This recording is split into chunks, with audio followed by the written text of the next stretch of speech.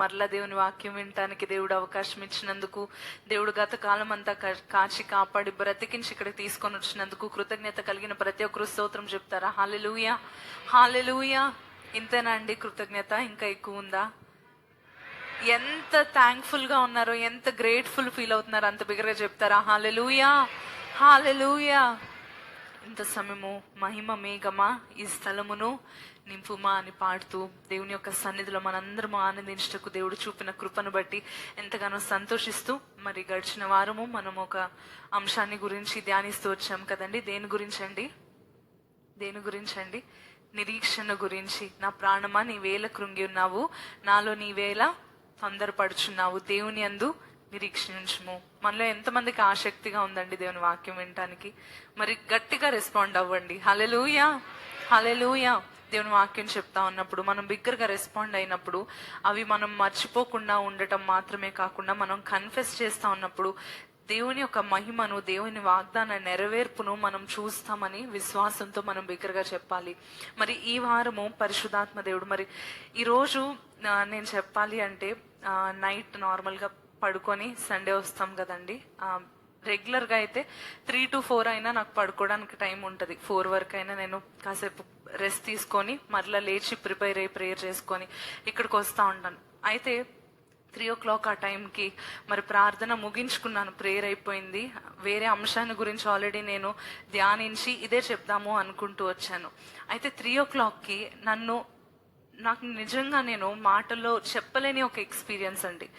నాకు అప్పటి నుంచి ఇంక నిద్ర పట్టలేదన్నమాట. నేను నిద్రపోయిన ప్రేయర్ చేసుకొని నిద్రపోతున్నప్పుడు కరెక్ట్గా 3 o'clockకి ప్రేయర్ అయిపోయింది. ఇలాగా నేను ప్రిపేర్ అయ్యి ఒకటి వచ్చాను.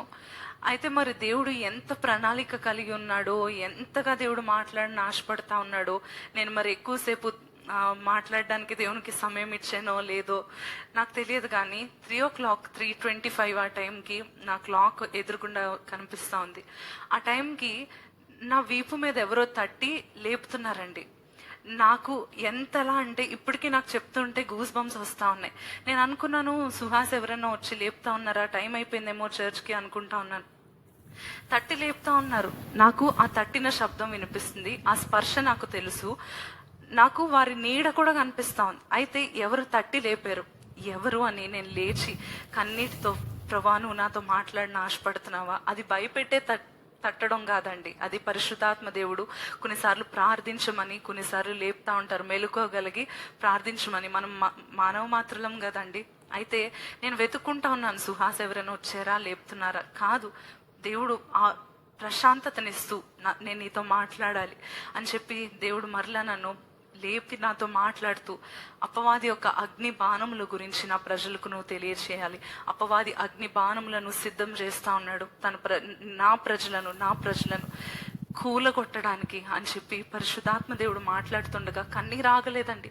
కన్నీరు ఆగకుండా ప్రభు నేను అది మాట్లాడతానని మరలా దాని గురించి నేర్చుకొని ఈ ఉన్న టైంలోనే దాని గురించి నేర్చుకొని మరి పరిశుద్ధాత్మ దేవునికే ఇంకా అప్పచెప్పుకున్నాను. ఇప్పుడు దేవుడే నడిపిస్తాడు, దేవుడే మాట్లాడతాడు. హల్లెలూయా, హల్లెలూయా. మరి నేను సిద్ధపరిచింది మనల్ని ఎవరిని బ్రతికించదు, దేవుడు సిద్ధపరిచినది ఆయన తట్టి లేపి మరి నేర్పించాడు అంటే మనల్ని అందరినీ బ్రతికించడానికే. హల్లెలూయా, హల్లెలూయా. దేవుని వాక్యంలో నుంచి మనం చదువుకుందామండి. 91వ కీర్తన 5వ వచనం, Psalm 91 verse 5.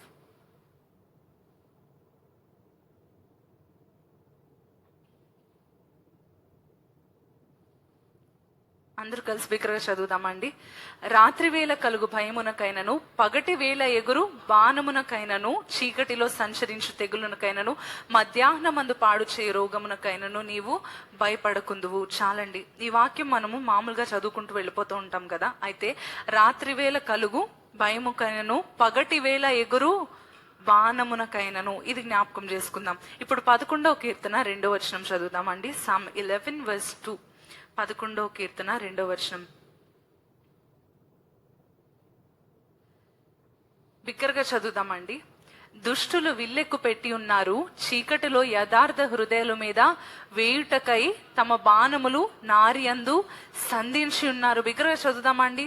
అందరూ కలిసి, దుష్టులు విల్లెక్కు పెట్టి ఉన్నారు, చీకటిలో యథార్థ హృదయముల మీద వేయుటకై తమ బాణములు నారి యందు సంధించి ఉన్నారు. For see the wicked bend their bow, they make ready their arrow on the string, that they may privately shoot at the upright in heart. నీతిమంతులుగా నిలిచి ఉన్న వారిపై కూడా ఏమవుతుందండి? ఈ బాణములు వేయుటకు దుష్టులు సిద్ధము చేసి ఉన్నారు అని చూస్తా ఉన్నాం. మనకు దీని పట్ల ఉన్న నిరీక్షణ గురించి ఇప్పుడు చదువుదామా? ఎఫెసీయులకు రాసిన పత్రిక 6వ అధ్యాయం 16వ వచనం. Ephesians chapter 6:16. అందరు కలిసి చదువుదామండి. Ephesians chapter 6:16. ఇవన్నీ గాక విశ్వాసమును డాలు పట్టుకొనుడి, దానితో మీరు దుష్టుని అగ్ని బాణములన్నిటినీ ఆర్పుటకు శక్తిమంతులవుదురు. బిగ్గరగా చదువుదామండి. ఇది మనకు ఇచ్చిన వాగ్దానము, దేవుడు మనకి ఇచ్చిన ఆజ్ఞ. చదువుదామండి. ఇవన్నీ గాక విశ్వాసమును డాలు పట్టుకొనుడి, దానితో మీరు దుష్టిని అగ్ని బాణములన్నిటినీ ఆర్పుటకు శక్తిమంతులగుదురు. హల్లెలూయా, హల్లెలూయా. ఇప్పటి వరకు చూస్తూ వచ్చాం కదండి. పగటి వేళ ఎగురు బాణాలు కొన్ని ఉన్నాయి, రాత్రి వేళ మన వైపుకు సంధించిన దుష్టుని బాణాలు కొన్ని ఉన్నాయి. అయితే ఈ బాణాలను గురించి కూడా మనం తెలుసుకోవాలి కదండి. అపవాది తంత్రాలను మనం తెలుసుకున్నప్పుడు, శత్రువు యొక్క తంత్రం ఏంటో, శత్రువు యొక్క ట్రాప్ ఏంటో మనం తెలుసుకున్నప్పుడు మనం జాగ్రత్తగా ఉండగలుగుతాం కదా. అలాగనే ఈ యొక్క అగ్ని బాణాలు ఏవైతే ఉన్నాయో, అపవాది యొక్క అగ్ని బాణాలు అవి ఏంటో కొన్ని చూసుకుందాం. చాలా ఉంటాయి, కానీ కొన్ని మనకున్న సమయంలో కొన్ని ధ్యానించుకుందాం. వాటిని ఎలా తప్పించుకోవాలి? తన ప్రజలు, దేవుని ప్రజల వైపు అపవాది దుష్టుడు సంధించి ఉంచిన బాణములను పరిశుద్ధాత్మ దేవుడు నడిపిస్తుండగా ఎలా వాటిని తప్పించుకోవాలి, ఎలా ఈ బాణముల నుంచి బయటపడి మనం బ్రతకాలి అనేది మనం తెలుసుకుందామండి. అయితే అపవాది యొక్క మొదటి బాణము నరకము నుండి వచ్చే చీకటి రాజ్యము నుండి మన వైపు వేసే మొదటి బాణము ది ఆరో ఆఫ్ డెత్, మరణం అనే బాణం. చెప్దామండి. మరణం అనే బాణం గుర్తుండాలంటే బిగ్గరగా చెప్తామండి. మొదటిది ఏంటండి? మరణం అనే బాణము. దీని గురించి మనం చూస్తే గనక 2వ రాజుల గ్రంథము 14వ అధ్యాయం 18 నుండి 22 వచనాలండి. 18-22. Chapter 14 verse 18-22.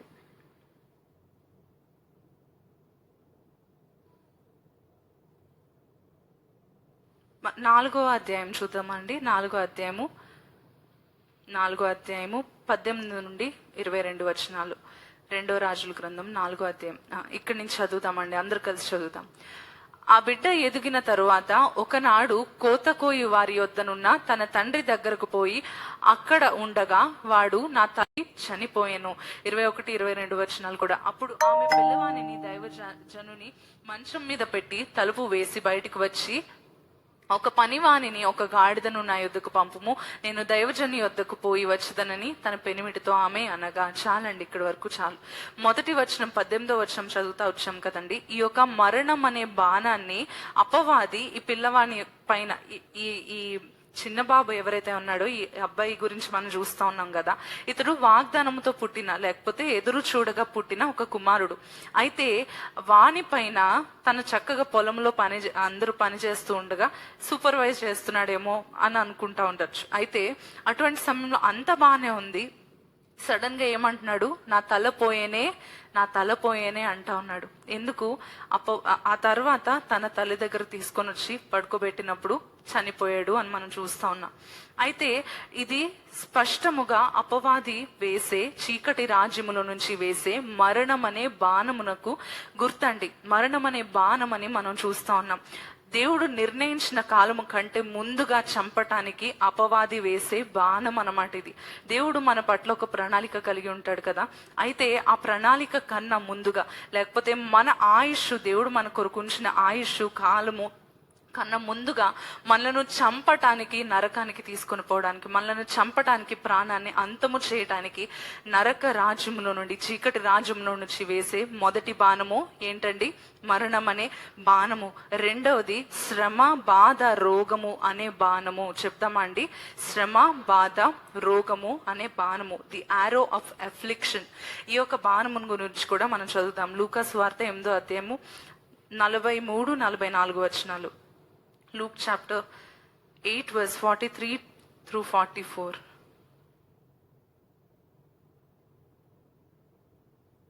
అందరు కలిసి చదువుదాం. ఆయన వస్త్రపు చెంగు ముట్టెను, వెంటనే ఆమె రక్తస్రావము నిలిచిపోయెను. నన్ను ముట్టినది ఎవరని యేసు అడుగగా అందరును మేమెరుగమన్నప్పుడు పేతురు, ఏలినవాడ, జన సమూహములు క్రిక్కిరిసి నీ మీద పడుచున్నారనగా. చాలండి, ఈ యొక్క సందర్భాన్ని గురించి అర్థం చేసుకోవడానికి ఈ యొక్క వాక్యం చదువుతా వచ్చాం. ముందు మనం చూసిన సందర్భంలో మరణం అనే బాణమును గురించి, తర్వాత దైవజనుడు వచ్చి ప్రార్థించినప్పుడు ఆ పిల్లవాడు మరలా బ్రతుకుతాడు కదా. ఇక్కడ కూడా మనం చూసినట్లయితే ఈమె దీర్ఘకాలముగా ఎంతమందిని కన్సల్ట్ చేసినా, ఎంతమందిని అడుగుతా ఉన్నా, ఎంత ధనము ఖర్చు పెట్టినా సరే స్వస్థత లేకుండా చేసిన బాణము, ఆరో ఆఫ్ అఫ్లిక్షన్, శ్రమ, బాధ, రోగము అనే బాణము చేత కొట్టబడిన ఈ స్త్రీ మరలా స్వస్థత ఎప్పుడు పొందుకుందంటే విశ్వాసంతో యేసయ్య వస్త్రపు చెంగును ముట్టుకున్నప్పుడు ఆ క్షణమే ఆమె రక్తస్రావము ఆగిపోయింది, ఆమెకు స్వస్థత కలిగింది. ఆ బాణము చేసిన గాయము నుండి స్వస్థత కలిగింది. ఇది రెండో రకమైన బాణం. మొదటిది ఏంటండి? మరణం అనే బాణము. రెండవది శ్రమ, బాధ, రోగము అనే బాణము. మూడవది ఆరో ఆఫ్ కన్ఫ్యూజన్ అండ్ డివిజన్, విభజన, గందరగోళము అనే బాణము. అప్పటి వరకు ఫ్యామిలీ అంతా హ్యాపీగా ఉంటారు, హ్యాపీగా స్పెండ్ చేస్తారు. సడన్ గా ఏమవుతుందో ఒకరు మూడ్ పాడైపోతుంది, ఎవరో ఒకరు గొడవ పెడతారు, ఒకడు ఏదో ఒకటి వంకరగా మాట్లాడతాడు, లేకపోతే ఏదో ఒకటి వంకరగా అర్థం చేసుకొని అందరినీ తిట్టి కోప్పడి ఏదో ఒకలాగా గందరగోళం అయిపోతా ఉంటది. ఇటువంటి పరిస్థితి తీసుకొచ్చేది ఏంటంటే ఈ యొక్క గందరగోళము, విభజన తయారు చేసే చీకటి రాజ్యంలో నుంచే బాణము అని జ్ఞాపకం చేసుకోవాలి. Acts chapter 15 verse 36 through 41. అపోస్తల కార్యములు 15వ అధ్యాయం 36 నుండి 41 వచనాలు అందరు కలిసి చదువుదామండి. Acts chapter 15 verse 36 through 41. కొన్ని దినములైన తరువాత ఏ పట్టణముల్లో ప్రభు వాక్యము ప్రచురపరిచితమో ఆయా ప్రతి పట్టణములో ఉన్న సహోదరుల యొద్దకు తిరిగి వెళ్లి వారు ఎలాగున్నారో మనము చూతమని పౌలు బర్నబాతో అనెను. అప్పుడు మార్కు అనుమారు పేరు గల యోహానును వెంట పెట్టుకొని పోవుటకు బర్నబా ఇష్టపడెను. ఇంకా చదువుతామండి. అయితే పౌలు పంఫులియలో పని కొరకు తమతో కూడా రాక తమ్మును విడిచి వానిని వెంట పెట్టుకుని పోవుట యుక్తము కాదని తలంచెను. 39వ వచనం. వారిలో తీవ్రమైన వాదము కలిగినందున వారు ఒకరిని ఒకడు విడిచి వేరైపోయిరి. బర్నబా మార్కును వెంట పెట్టుకొని ఓడ ఎక్కి కుప్రకు వెళ్ళెను. చాలండి. వీళ్ళందరూ ఎవరండి వీళ్ళందరూ? యేసయ్య శిష్యులు కదండి. యేసయ్య శిష్యులైన వీరందరూ అప్పటి వరకు ప్రతి పరిస్థితిలో ఐక్యతగా ఉండి అందరూ కలిసి సేవ చేస్తూ వచ్చారు. అందరూ కలిసి యేసయ్య బోధ చేస్తూ అందరిని బ్రతికిస్తూ స్వస్థతలు, అద్భుత కార్యాలు చేస్తున్న వీరికి కూడా ఈ యొక్క విభజన అనే యొక్క బాణము తగిలిందని అనుకుంటా ఉండొచ్చు కదండి. అప్పటి వరకు అంత బాగానే ఉంటది. సడన్ గా విభజన, సడన్ గా గొడవ, సడన్ గా గందరగోళం. ఎప్పుడైనా ఎక్స్పీరియన్స్ చేసే ఉంటారేమో కదండి. అందరూ ఒక గ్రూప్ ఆఫ్ ఫ్రెండ్స్ ఉన్నా, లేకపోతే అంత చక్కగా ఉంది, హ్యాపీగా ఉన్నప్పుడు ఒక్కడికి తగులుతుంది, వాళ్ళు స్టార్ట్ చేస్తూ ఉంటారు, ఇంకా చాలా గందరగోళం చేస్తూ ఉంటారు, అందరినీ భయపెట్టి బాధ పెట్టి ఏడిపించి వారు కోపంతో వేదనకు గురి చేస్తూ ఉంటారు మనుషులను. వీరికి తగిలింది ఏంటండి?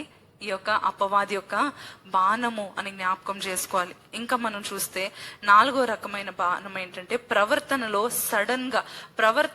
మార్పులు తెచ్చే బాణము. అంటే మంచి ప్రవర్తన నుంచి చెడు ప్రవర్తనలోకి వారికి తెలియకుండానే, వారు ఇష్టపూర్వకంగా కాకపోయినా తెలియకుండానే, వారు ఏం చేస్తున్నారో తెలియకుండానే ప్రవర్తన మారిపోయే బాణము. ఇప్పటి వరకు ఎంత జాగ్రత్తగా పెంచామండి, ఎంత స్ట్రిక్ట్ గా మేము పెంచుతూ వచ్చాము, ఎంత ప్రేమతో మేము చూసుకున్నాము. సడన్ గా ఈమె ఇలా అయిపోయింది ఏంటండి? సడన్ గా ఏం పని చేసిందో ఆమె కనీసం గ్రహించలేకపోతుంది అని చెప్పి కొందరిని గురించి చెప్తా ఉంటారు కదండి.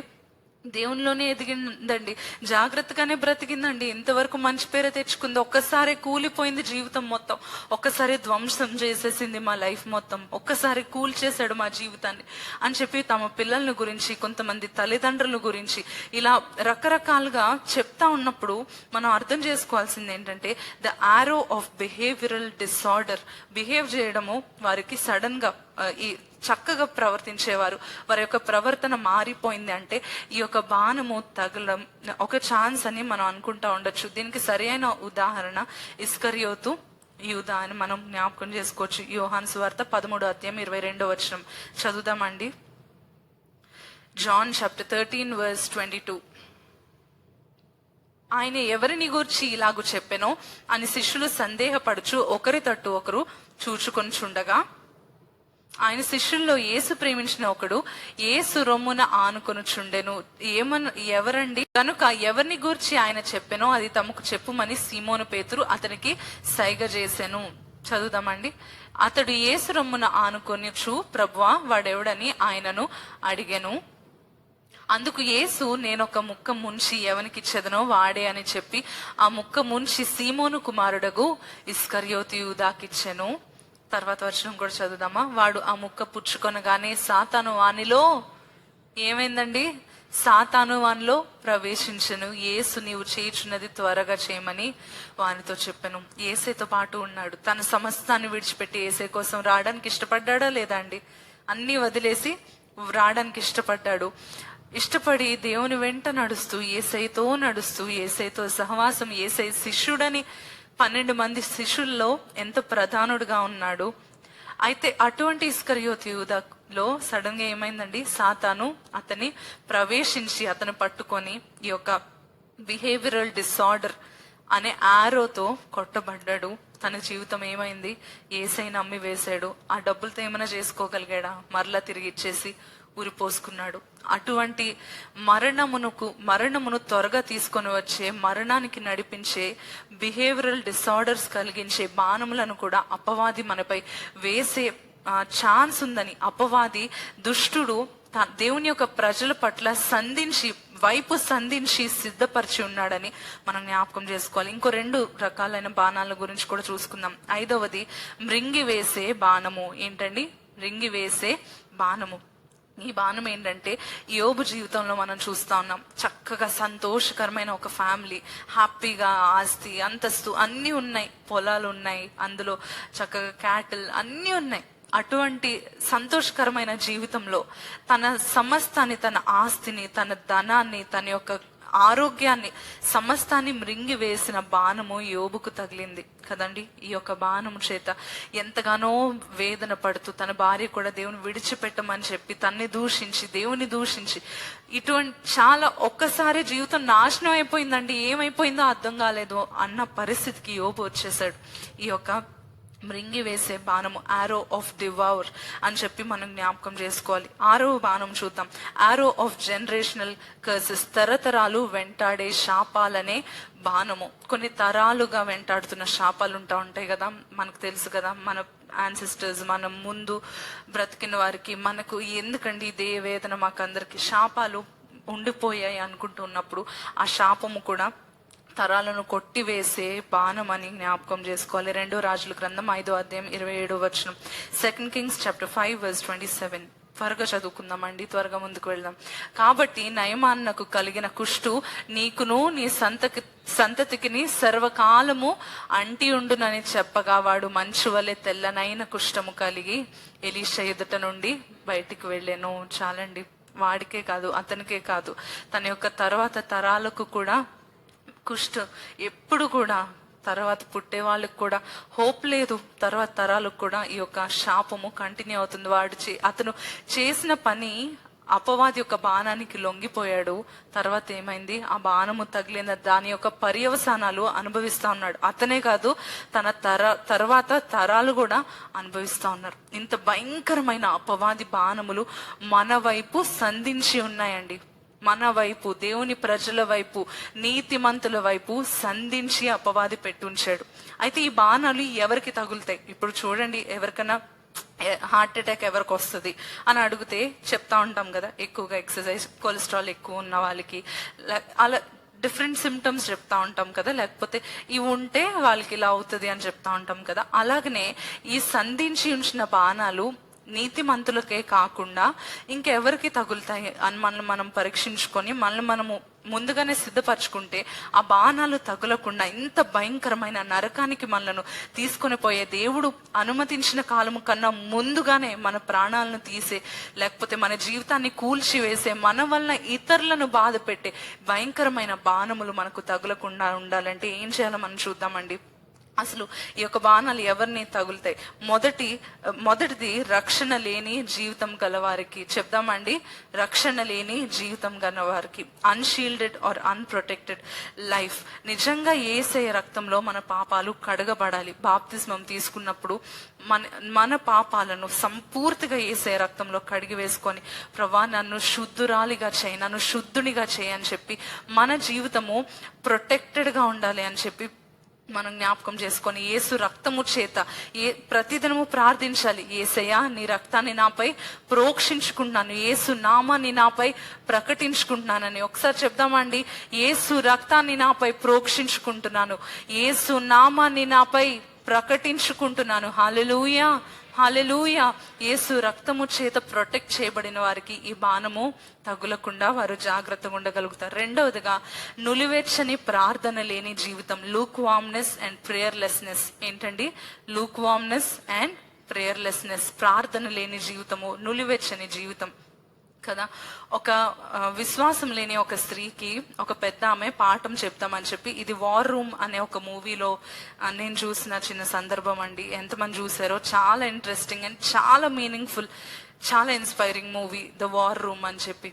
అయితే ఈ మూవీలో ఒక పెద్ద ఆమె విశ్వాసంలో కూలిపోతున్న, ఏదో అలా ఉన్న విశ్వాసంతో ఉన్న ఒక స్త్రీని తన ఇంటికి పిలిచి, టీ తాగుతావా, కాఫీ తాగుతావా, లేకపోతే what will you have to drink అని అడిగితే, కాఫీ తాగుతాను అని చెప్పి అడుగుతుంది. అడిగినప్పుడు ఆ ముసలామె కష్టపడి వెళ్ళి కాఫీ తీసుకొని వస్తుంది. ఇంతకీ ఆ కాఫీ చాలా చల్లారిపోయి ఉంటది అనమాట. ఈమంటది, నువ్వు అడిగి మరీ ఎందుకు, నాకు ఇప్పుడు కోల్డ్ కాఫీ అయినా తాగుతారు, లేకపోతే ఏం చేస్తారండి, వేడిగా అయినా తాగుతారు, మధ్యలో ఎవరైనా తాగుతారా? ఎవరు తాగరు నాకు తెలిసి. అయితే ఆమె కూడా అలాగనే ఇంత చేసి ఇలా తీసుకొని వచ్చారేంటి అంటే, నీ జీవితం కూడా దేవుని దగ్గరికి అలాగనే తీసుకొని వస్తున్నావు. నీ జీవితం చల్లగానైనా వెచ్చగానే వేడిగానైనా లేక ఏ స్థితిలో ఉన్నావు? నులివెచ్చని స్థితిలో నువ్వు బ్రతుకుతా ఉన్నావు. యేసయ్యకి ఇలా ఇష్టం లేదు.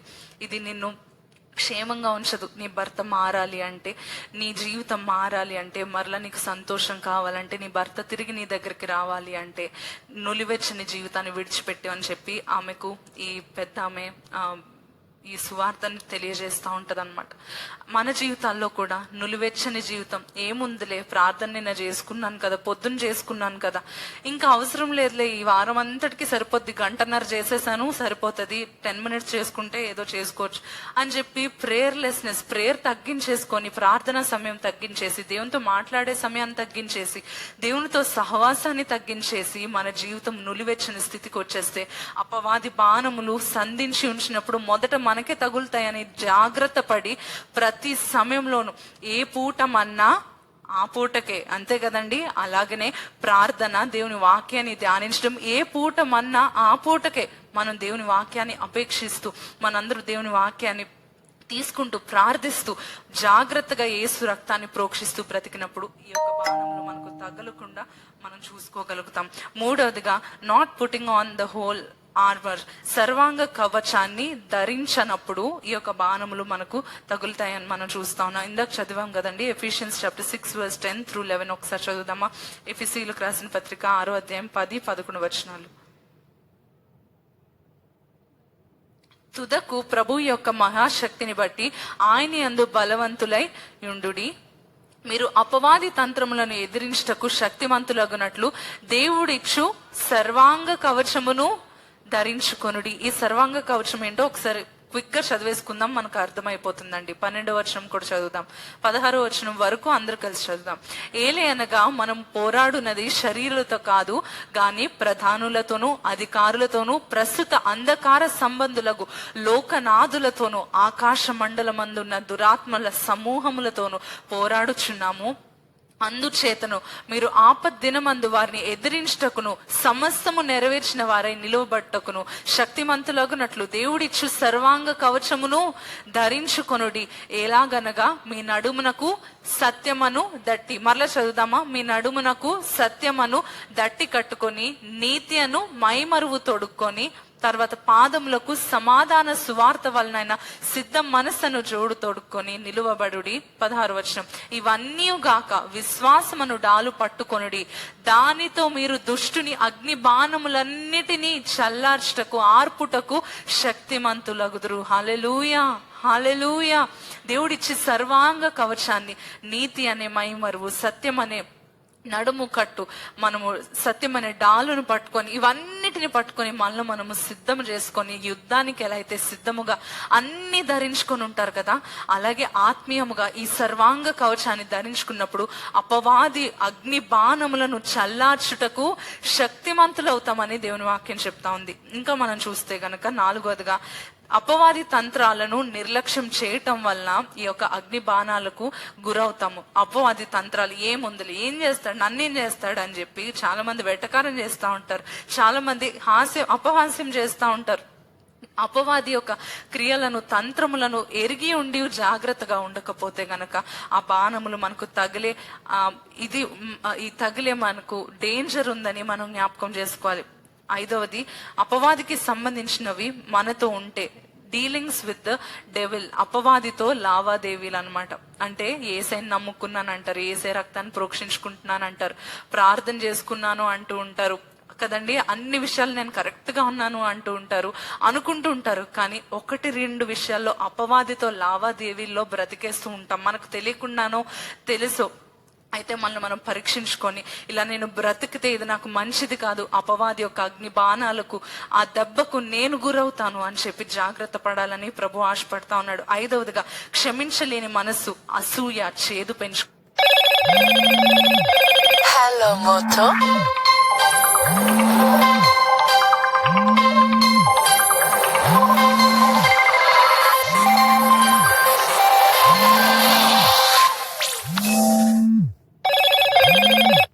క్షమించలేకపోవడం, ఇతరుల పట్ల చేదు పెంచుకొని బ్రతుకుతా ఉంటే ఎప్పుడు అది మంచిది కాదండి.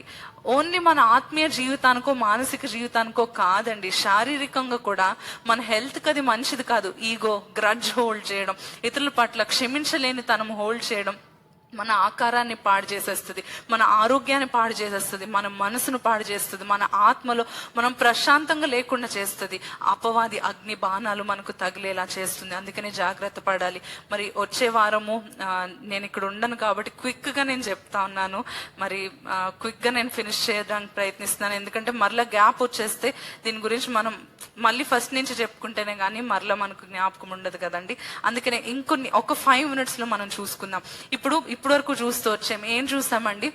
మొదటిగా అపవాది తంత్రాలు, అపవాది యొక్క బాణాల్లో కొన్ని చూసుకున్నాం. తర్వాత ఏంటండి, ఈ అపవాది బాణాలు ఎవరెవరికి తగులుతాయి అంటూ, మొదటిగా ఏంటండి, అన్ప్రొటెక్టెడ్ లైఫ్, క్షేమము లేకపోతే మనం కాచి జాగ్రత్తగా ఉండే జీవితం లేనప్పుడు. 2వది నులివెచ్చని ప్రార్థన లేని జీవితం. 3వది సర్వాంగ కవచాన్ని ధరించకపోవడం. 4వదిగా అపవాది తంత్రాలను నిర్లక్ష్యం చేయడము. 5వదిగా అపవాదితో లావాదేవీలు, అపవాదికి సంబంధించిన చిన్నవి మన జీవితంలో అదొక చిన్నదై ఉండొచ్చు, చిన్నదే అనిపిస్తా ఉండొచ్చు, కానీ దాని వల్ల అపవాది అగ్ని బాణాలకు మనం గురవుతామని చూసుకుంటూ ఉండాలి.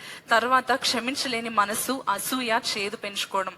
అయితే 3వదిగా మనం చూసుకుందాము, నిజంగానే ఈ యొక్క బాణం మనకు ఆల్రెడీ తగిలింది అనుకోండి, దీర్ఘకాలికమైన రోగాలతో, లేకపోతే సడన్ గా ఇంట్లో వారి ప్రవర్తన మారిపోయి ఇంట్లో ఏమవుతుందో అర్థం కాని అసమాధానము, అశాంతి, ఎప్పుడు చూసినా ఇదే ఉంటుంది అనుకుంటూ ఉంటే, లేకపోతే ఈ బాణాల్లో ఏదైనా తగిలింది అని అనిపిస్తా ఉంటే దానికి రెమెడీ ఏంటి, మెడిసిన్ ఏంటి అని మనం చూసుకుంటూ త్వరగా ధ్యానించుకుందామండి. 1గా తిరిగి జన్మించాలి. చెప్దామండి, తిరిగి జన్మించాలి. ప్రతి మనిషికి 2 మరణాలు ఉంటాయని జ్ఞాపకం చేసుకోవాలి. ప్రతి మనిషికి నేను అన్ను 2 జననాలు ఉంటే, 2 సార్లు పుడితే ఒక్కసారే మరణిస్తాం, కానీ ఒక్కసారే పుడితే 2 సార్లు మరణించాలి. అర్థమైందండి? 2వ మరణం అంటే ఏంటండి? నరకము. నరకంలోకి వెళ్ళడము మొదటి మరణము. ఈ లోకంలో మనం మహోన్నతుడైన దేవుని ఆశ్రయించాలి. దేవుని వాక్యంలోంచి మనకు తెలుసు కదండి, మహోన్నతుని చాటును విశ్రమించువాడు, సర్వశక్తిని నీడను విశ్రమించువాడు, ఆయనే నా ఆశ్రయము, నా కోట, నేను నమ్ముకొను నా దేవుడు అంటూ, రాత్రి వేళ కలుగు భయమునకైనను, మధ్యాహ్నమందు పాడుచే రోగమునకైనను, పగటి వేళ ఎగురు బాణమునకైనను నీవు భయపడకుందువు. ఎప్పుడు?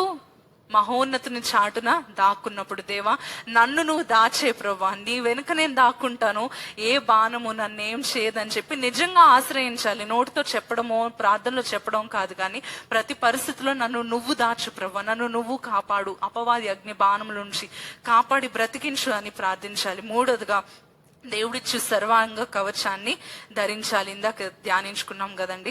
నాలుగవదిగా యేసయ్యతో మంచి బంధాన్ని ఉంచుకోవాలి. యేసయ్యతో స్నేహం ప్రతి దినము. కొంతమంది నాకెంత ఇన్స్పిరేషనల్ గా ఉంటారో, కొంతమంది పెద్దవాళ్ళతోనే మాట్లాడుతున్నప్పుడు, నాన్న నేను యేసయ్య లేకపోతే బతకలేనమ్మా, యేసయ్యే నన్ను బ్రతికిస్తున్నారు, యేసయ్యే నన్ను ఈ స్థితిలో ఉంచారు, నా కుటుంబం అంతా ఏమైపోయినా, లేకపోతే నా కుటుంబం నాతో లేకపోయినా యేసయ్య నాతో ఉన్నాడన్న ధైర్యం నన్ను బ్రతికిస్తుంది అన్నప్పుడు నిజంగా నేనెంతో ఇన్స్పైర్ అవుతాను. అంటే యేసయ్యతో స్నేహము ఏది వదులుకున్నా సరే మనకు సంతోషాన్ని ఇస్తుంది. యేసయ్యతో స్నేహము ఏ పరిస్థితిలో అయినా మనం యేసయ్యని స్తుతించేలా చేస్తుంది, దేవునితో నడిచేలా చేస్తుంది అని నేను చాలాసార్లు ఇన్స్పైర్ అవుతా ఉంటా. అయితే ఈ యొక్క అగ్నిబాణాలు తగులకుండా ఉండాలంటే కూడా మనం చేయాల్సింది యేసయ్యతో మంచి స్నేహాన్ని కలిగి ఉండాలి. ఐదవదిగా యేసు రక్తాన్ని ఆశ్రయించాలి. దేవుని వాక్యంలోంచి మనకు తెలుసు కదండి, వారు గొర్రె పిల్ల రక్తమును బట్టి తామిచ్చిన సాక్ష్యమును బట్టి వానిని జయించి ఉన్నారు. అందుకనే మనం అపవాదిని జయించాలంటే, అపవాది అగ్ని బాణములు మనకు తగులకుండా కాపాడబడాలి అంటే యేసు రక్తాన్ని ఆశ్రయించాలి. ఈ సమయంలో మనందరూ విశ్వాసంతో, మరి గత రాత్రి ఈ రోజు ఉదయకాలము పరిశుద్ధాత్మ దేవుడు నన్ను మరలా పడుకున్న దాన్ని లేపి ఎందుకు మాట్లాడారో నాకు తెలియదు, కానీ అపవాది తంత్రములను, అపవాది యొక్క బాణములను తిరిగి పంపిద్దామా అండి? వద్దా అండి? తిరిగి అపవాదికే పంపిద్దామా? శత్రువు బాణములు తిరిగి శత్రువుకు పంపించడానికి ఎంతమంది సిద్ధంగా ఉన్నారండి? ఇప్పటి వరకు అపవాది మిమ్మల్ని వెంటాడుతూ వస్తున్నాడేమో, ఇప్పుడు మనము శత్రువును వెంటాడదాం. హల్లెలూయా, హల్లెలూయా. ఇది ఎలా చేయగలము? కేవలము దేవుని ద్వారానే, దేవుని శక్తి ద్వారానే అపవాది అగ్ని బాణములు తిరిగి పంపిద్దాము. అపవాది శత్రువు యొక్క బాణములు, శత్రువు యొక్క తంత్రములు తిరిగి వానికే పంపిద్దాము. మనము క్షేమముగా మన యేసయ్య సన్నిధిలో ఉందాం. క్షేమంగా, సంతోషము, సమాధానము, ఆరోగ్యముతో, నిజమైన సంతోషంతో. వచ్చును వాడు యోచించిన బలాత్కారము వాని నడినెత్తి మీదనే పడును. మీ అపవాది మీ శత్రువు మీ పట్ల ఎంత భయంకరమైన పన్నాగాలు పన్నుతా ఉన్నా, ఎంత భయంకరమైన బాణాలు సంధిస్తా ఉన్నా సరే ఒకటే చెప్పండి, సర్వాంగ కవచాన్ని ధరించుకుంటున్నాను, యేసు రక్తాన్ని నాపై ప్రోక్షించుకుంటున్నాను, యేసు నామాన్ని నాపై ప్రకటించుకుంటున్నాను, నా కుటుంబంపై, నా పిల్లలపై, నా ఉద్యోగంపై, నా ఈ వ్యాపారంపై, నా సమస్తము, నా ఆరోగ్యంపై యేసు రక్తాన్ని ప్రోక్షించుకుంటున్నాను, యేసు నామాన్ని ప్రకటించుకుంటున్నానని విశ్వాసంతో మహోన్నతుని చాటును దాక్కోండి. ఆయన ప్రతి అగ్ని బాణమును తిరిగి అపవాదికి పంపించటకు మీకు శక్తినిస్తాడు. హల్లెలూయా, హల్లెలూయా. నమ్ముతున్నారా అండి? నమ్మితే బిగ్గరగా చెప్పాలండి హల్లెలూయా. మరి ప్రభు అనుమతించే కొద్దీ, ఇంకా మరి వచ్చే వారాల్లో దేవుడు మాట్లాడే కొద్దీ మనందరూ కూడా జాగ్రత్తగా విని మన జీవితాన్ని మార్చుకోవడానికి ఇష్టపడదాము. ఈరోజు పరిశుద్ధాత్మ దేవుడు బలముగా ఆయన మాట్లాడుతూ వచ్చిన ఈ సందేశాన్ని ఏ మాత్రము త్రోసివేయద్దు, లైట్ గా తీసుకోవద్దు. అపవాది దేవుని ప్రజల పట్ల, నీతి కలిగిన దేవుని ప్రజల పట్ల అగ్ని బాణములు సిద్ధపరిచి ఉన్నాడు. అయితే వాటన్నిటిని ఎదిరించటకు శక్తిమంతులు అవ్వాలంటే మనము కూడా విశ్వాసము, ప్రార్థన, దేవునితో సహవాసము, యేసయ్య కొరకు నులివెచ్చని జీవితం కాదు, యేసయ్య కొరకు రగిలే జ్వాలగా నేను ఉంటాను అని తీర్మానం తీసుకోవాలి. చెప్తారండి? యేసయ్య కొరకు. ఇలా అయితే కష్టమేనండి, ఇంత మెల్లగా చెప్తే కష్టం కదా. యేసయ్య కొరకు బిగ్గరగా చెప్తారా? యేసయ్య కొరకు రగిలే జ్వాలగా నేను ఉంటాను. బిగ్గర చెప్దామా అండి? యేసయ్య కొరకు రగిలే జ్వాలగా నేను ఉంటాను. అపవాది అగ్ని బాణములను కాల్చివేసే అగ్నిగా నేను ఉంటాను నా యేసయ్య కోసం. హల్లెలూయా, హల్లెలూయా. ఇటు తీర్మానం మనందరూ తీసుకొని చిన్న ప్రార్థన చేసుకొని ప్రభు వల్లో ప్రవేశిద్దామండి.